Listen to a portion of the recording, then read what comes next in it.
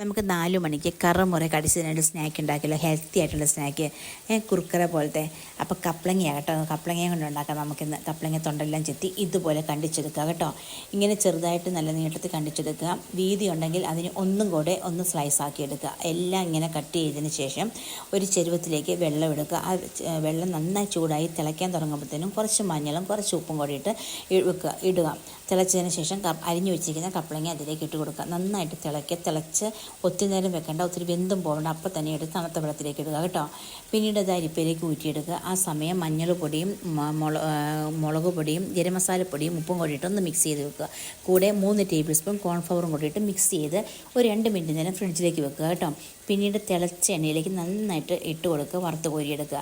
അതിനുശേഷം ആ എണ്ണയിൽ തന്നെ നമുക്ക് ഒരു പിടുത്തം കറിവേപ്പിലയും കൂടി ഇട്ട് വറുത്ത് കോരി ഇതിന് മുകളിലേക്ക് ഇടാം.